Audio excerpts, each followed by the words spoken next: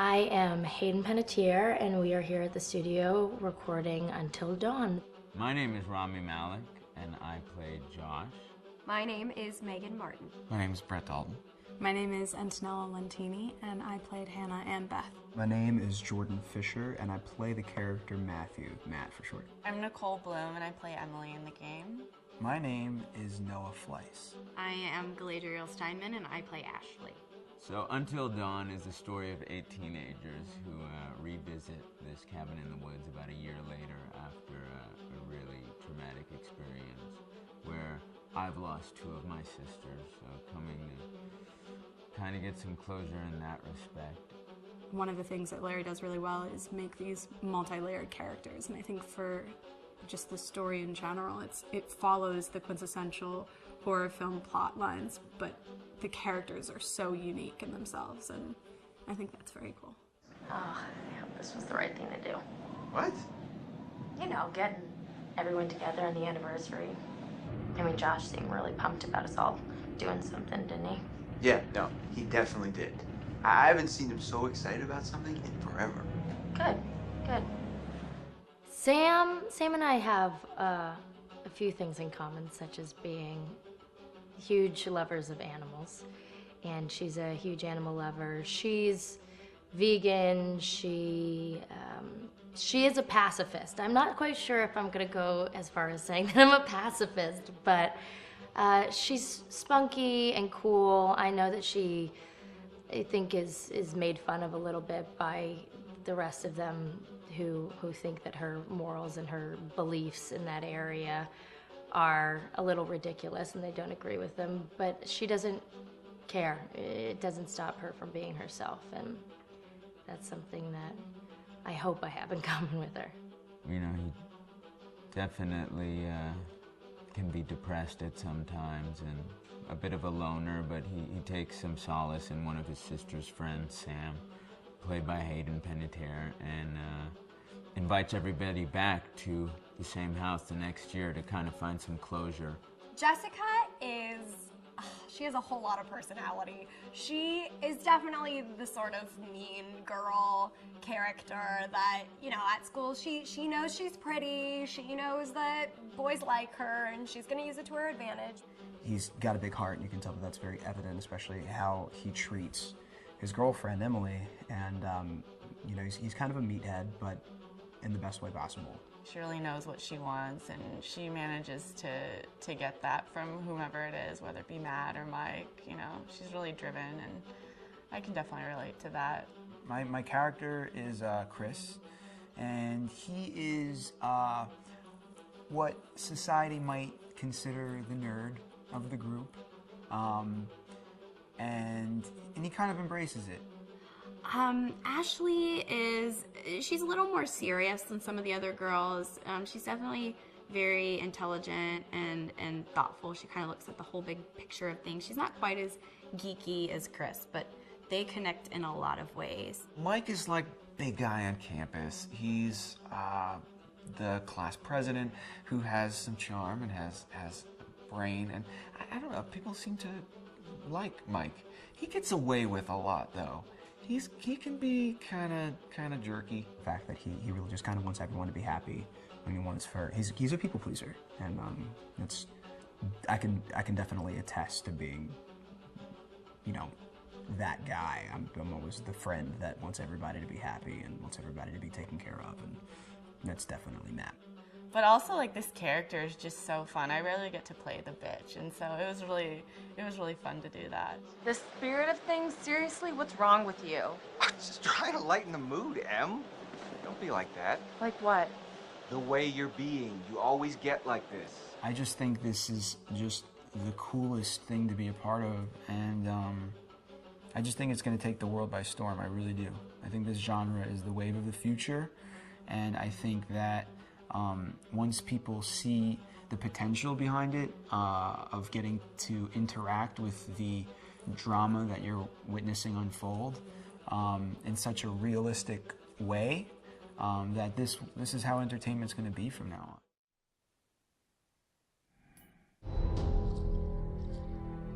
Hi, this is Lee Robinson, production designer on Until Dawn. The production design for Until Dawn started with the great teen horror script that sets the characters in a Canadian winter mountain lodge, being a contemporary setting with visual clues derived from classic films of that genre, such as Hitchcock's Psycho and Stanley Kubrick's Shining.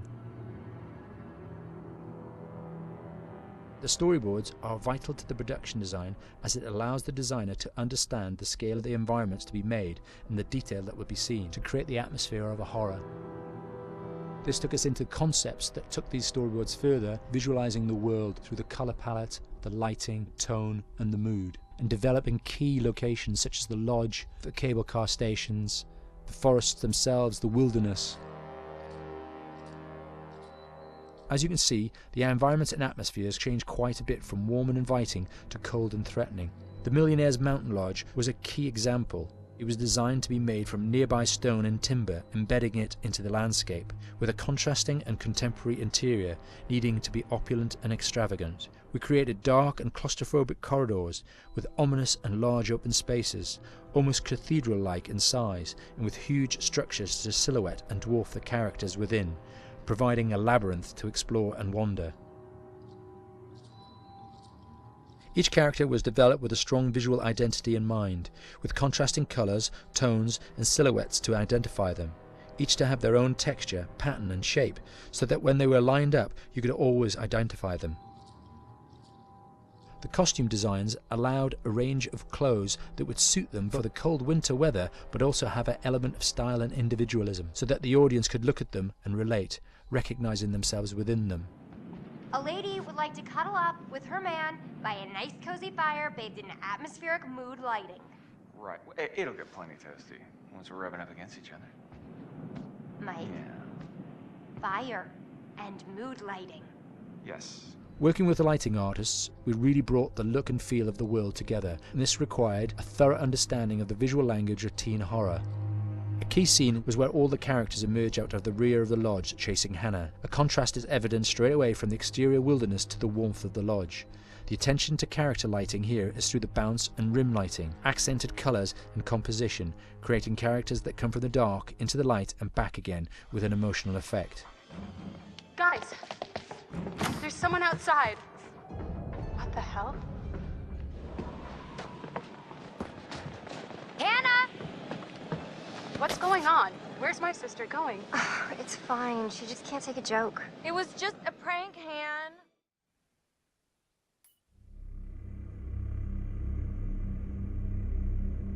Until Dawn is a game that's full of horror, and one of the things we decided to do early on was to take a scientific approach to how scary it was. So we did experiments on people and we measured their responses to the game. We've created a test area. It's as close to a home setup as we can get it. We've recruited ordinary people to play the game and we've left them to play it on their own. You're turning the light off.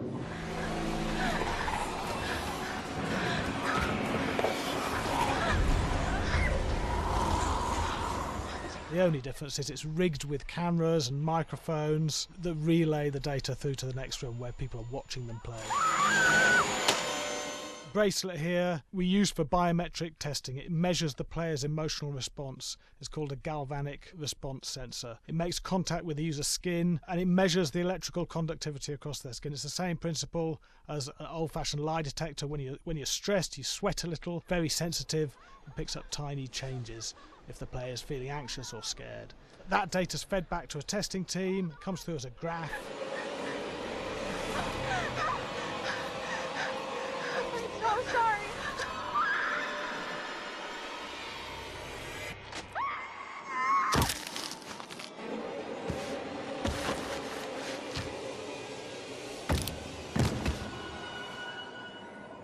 There's no point testing one or two people, you have to test a lot of people. And what's your step? When we have a scare that's consistently has a measurable emotional response, then we knew it was good. If it didn't have that, it goes back to the team for improvement. The data doesn't tell us what's wrong with the scare, it only tells us if it's working or not. Wait, okay, so you hear that too, right? Josh. Here we have a chapter relatively early in the game. Weirdly regular. Nothing regular about it. We have to create tension and anxiety in the player so they are ready to receive the scare.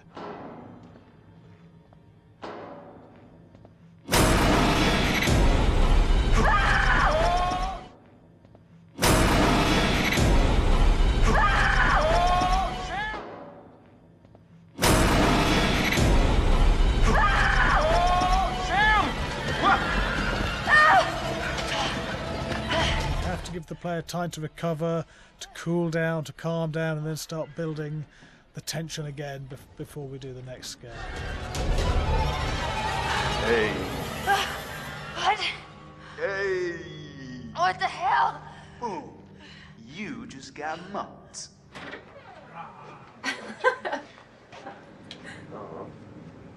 Yeah, I have such an adrenaline high from that game. There's two things we found. One is we could look at the scares, analyse if our expected scares were working effectively. Were people shrieking and covering their hands, or were they getting an emotional response from it? And being scientific about it means that we strip out people's opinions about whether things are working or not. We've got data, and we look at the data. If it's working, we're happy with it. Really scary.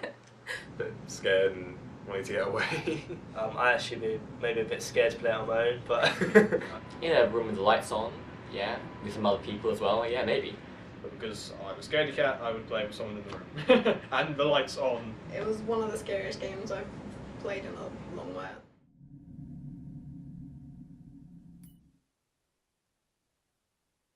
Hi, Larry. Hey, Graham. Hi, my name is Graham Resnick. I'm a filmmaker, writer, director, sound designer, and I started working with Larry Fessenden about 10, 15 years ago through my friend Ty West, who I grew up with, and have done a lot of sound design with on his films. And he was producing Ty's films at the time, and Ty introduced me to Larry. Larry produced my first feature, and we've written together on several projects. My name is Larry Fessenden. I'm a filmmaker. I run Glass Eye Pix, which is an independent production company out of New York. We make indie movies, a lot of scary movies as well. And I got a call to audition to write this video game. And I called my pal Graham Resnick because Graham is a gamer. And while I thought I could offer something to the idea of writing this multi-branching story, I knew that I would want Graham's expertise as a lover of gameplay, since I guess games were started. So and just as a lover. And as a lover, yes. Which is why there's so many sex jokes in the game. There was one Italian website that did say the Larry that's Fessenden and right. Graham Resnick, the two lovers behind Until Dawn. Come here. Maybe I know how to handle you too. I am definitely ready to be handled. So I wanted Graham by my side. Yeah, and we got the gig, and it's been an amazing ride. Oh, hell yeah. Oh my god. She's taking her shirt off. What? Oh my god. Matt, what are you doing here? Hannah. I'm sorry, Hannah. This all got Don't out of mind, hand, just but... So in the game, the basic setup is that a year prior to the game's start, all these kids had gone up to a ski lodge that was owned by the parents of one of the kids, or a couple of the kids, and some of the teenagers played a prank on some of the other teenagers, and a terrible tragedy occurred when a few of them, two sisters, ran out into a blizzard, and were never seen from again.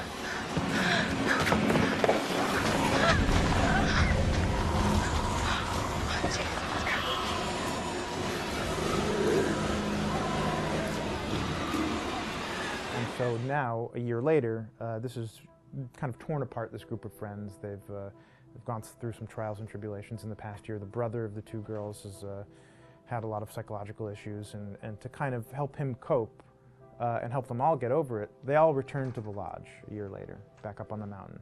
And the idea is to get over it, but... the healing does not begin.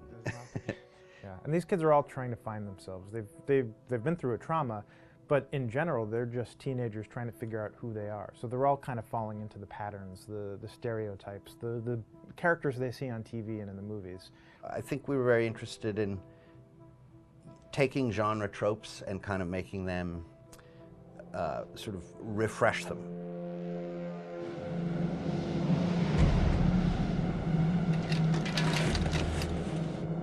Hey, did you see that?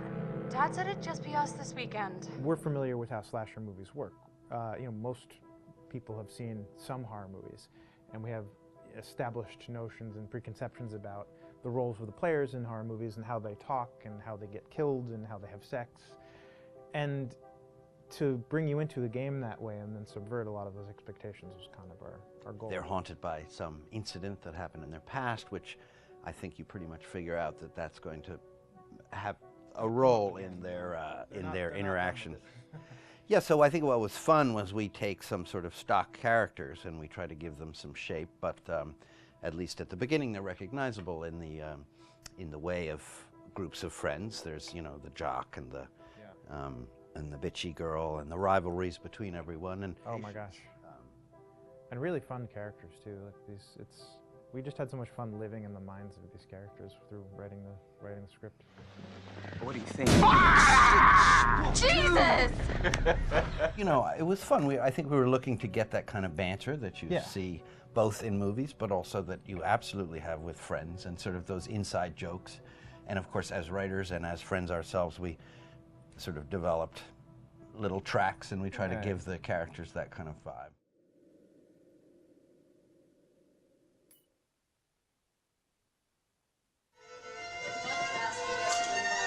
Yeah, fast and violent.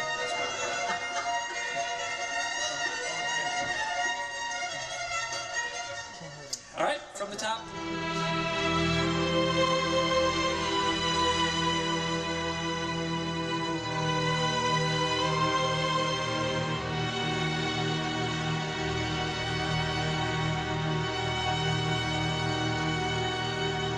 My name is Jason Graves, and I'm the composer for Until Dawn.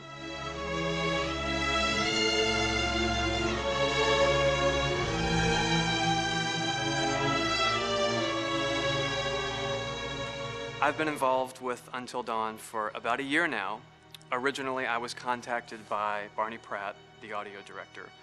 I think that had something to do with my lineage of horror games, and hopefully not the fact that my last name is Graves, although a lot of people seem to associate my name with scary music.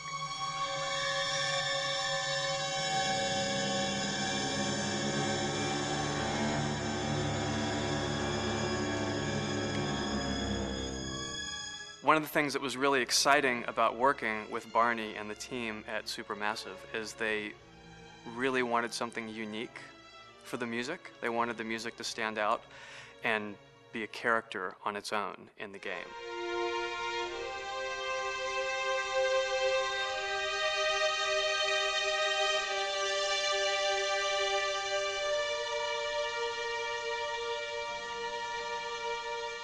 When I'm first starting on a new score, and it doesn't matter if it's film, television, or games, I always end up going to the main theme. Sometimes the developer or producer isn't even necessarily interested in the main theme at the beginning. I just want to do it for myself, because for me, the main theme is the identity of the game. It establishes the mood, the atmosphere, and the character of the music, and how it's going to be playing in the background.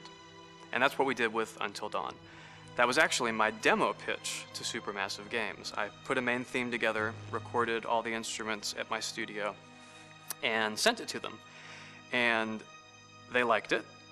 We actually ended up recording that exact theme, all the instruments and everything, live here at Ocean Way, probably 9 months ago. And that's what we've been using in all the demos for the game, and that's the final version of the theme that is the main theme that you'll hear on the menus and in some key pieces of gameplay.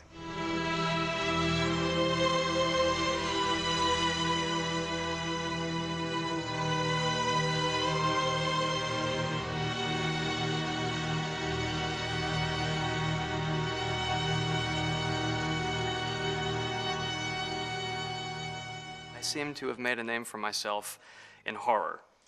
And there's something about scary music, I think it's maybe the lack of rules. The biggest rule in scary music is there are no rules, so you can do anything you want, and actually, if you end up doing things that don't feel like they would work out together, they kind of clash, and it ends up being even more effective for scary music. So that's what really drew me to Until Dawn, was the textures, plus writing thematic material that is interwoven with the scary textures. I haven't really done anything like that before. Usually it was just all tension all the time, and that's fun and it's great. But I'm actually at heart a very melodic composer. That's the kind of music I love listening to, and that's the kind of music I love writing. That's the kind of music I got to work on in Until Dawn. Very nice. Same thing.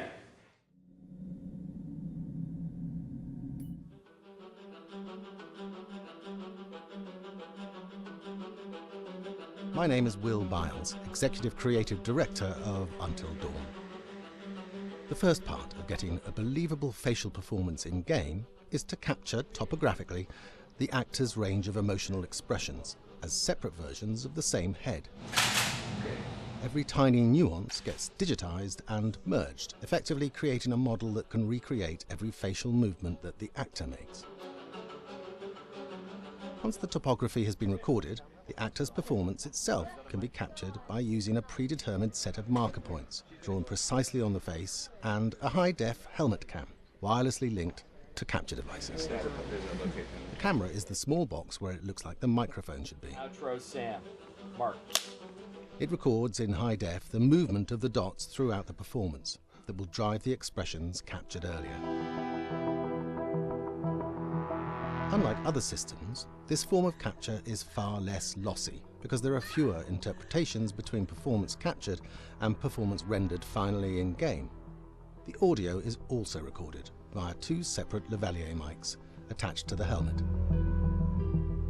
It takes a while for the actors to acclimatize to carrying around the recording devices and the helmet cams, but very soon the shoot becomes similar to any other effects shoot or a green screen shoot. The actors in these scenes are only recording facial animation, but use cursory body movements for pacing. Wait, and maybe we should all stick together and find everybody and make sure they're all okay, so... 1-1, the year before the prank. Take 2, Mark. Other than the other actors, they have to use their imagination for everything and everywhere that they are supposed to be seeing and feeling. Idiot! So dumb! From a hot midday studio in Los Angeles to a freezing midnight mountain in British Columbia.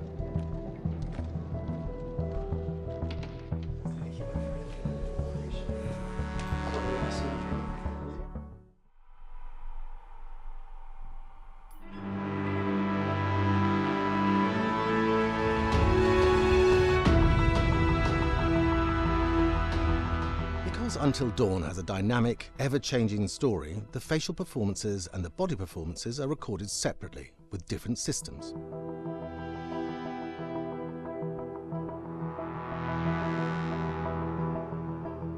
With the body capture, we use reflective bead suits and an infrared camera matrix system that drives the CG bone hierarchies in our character models. These performances cover everything from character locomotion, scene-specific performances and stunt work, most of which was recorded at studios in Pinewood and Shepperton, near London. Hannah! Hello? Combining all the elements seamlessly in the final game becomes a formidable editing and logistical task. Every variation, both physical and emotional, must be combined in these multi-edits. Scaffolding props have to stand in for the sets, because the hundreds of infrared cameras have to be able to see all of the reflective beads on the actor.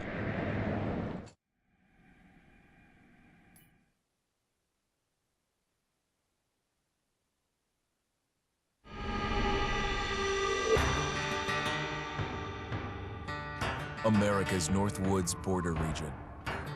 Within this land of 10,000 lakes and miles of dense timber, a hideous creature is believed to lurk. The North Woods is probably one of the last frontiers in America.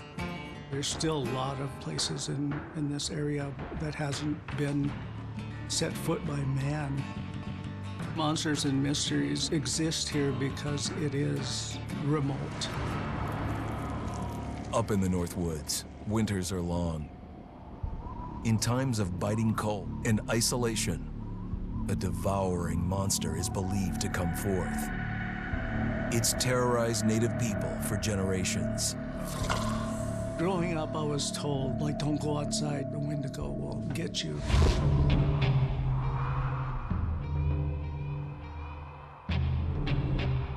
Among the traditions of the northern Algonquin tribes is the Wendigo, a monster that can seize hold of a person to carry out its hunger for human flesh.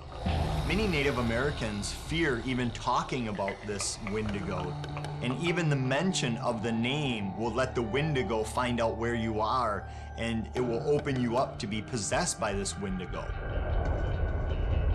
The most famous case of a Wendigo possession took place in 1879 in the deep woods outside of Edmonton, Alberta. Swift Runner, a Cree Indian, was a trapper and a guide. He had left town the previous autumn with his wife, 6 children, and his mother. But when Swift Runner returned in spring, he was alone. Swift Runner came into a nearby village telling this heartbreaking tale. I had to watch them starve to death. Of his family being killed by starvation, and that he was the only survivor. My whole family gone. It wasn't hard to understand a family falling victim to a brutal winter. To even not. Yet something was suspicious about Swift Runner. He was a strapping man, and he came into town weighing over 200 pounds. It didn't look like somebody who had just weathered a terrible winter. He wasn't malnourished, didn't look like he was starving. He looked healthier than ever. After a few nights, it became clear that something was wrong. He started having night terrors, screaming in his sleep. I am the Wendigo! Villagers alerted the police. Swift Runner actually guided them back to his winter cabin. When they got there, that's when they saw the true horror.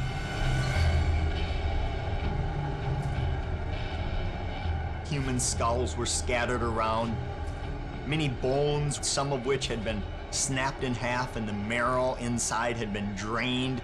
They had never seen anything like it. Swift Runner had killed his entire family, shooting them, hitting them with an axe, strangling, and then eating most of their bodies.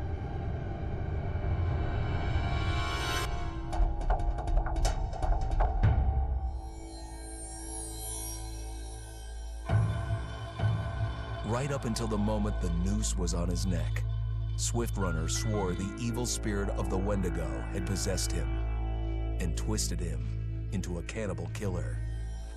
When he was on the gallows, Swift Runner himself said, "I am no longer a man."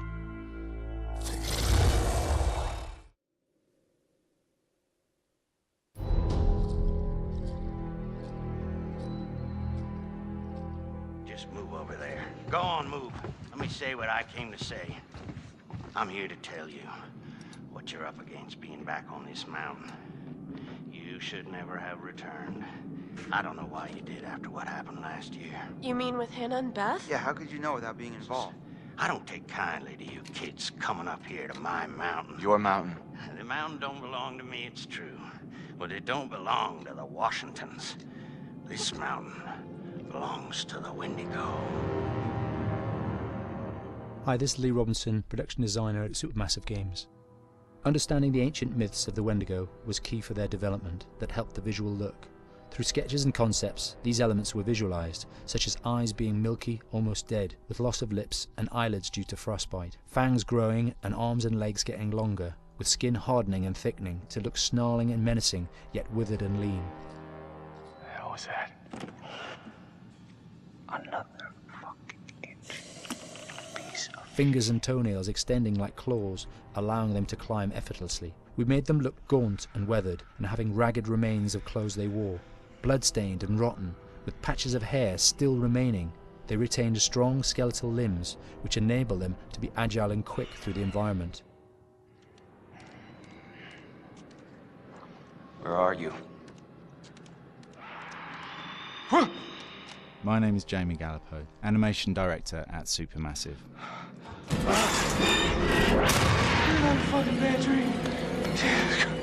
The overall direction on the creature was to be very strong, to be extremely fast. We wanted a spider-like movement to the creature. 1 minute scampering to leaping and then crawling, almost instantaneous.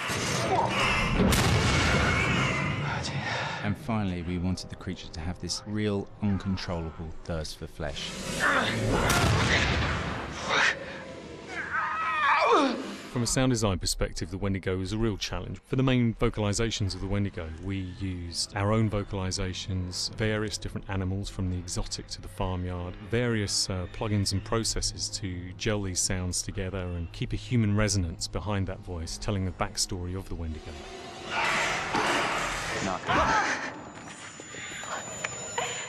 During the chase sequences, the anger of the Wendigo is felt by encircling breaths, screams and screeches that essentially chase you as you're being chased by the Wendigo.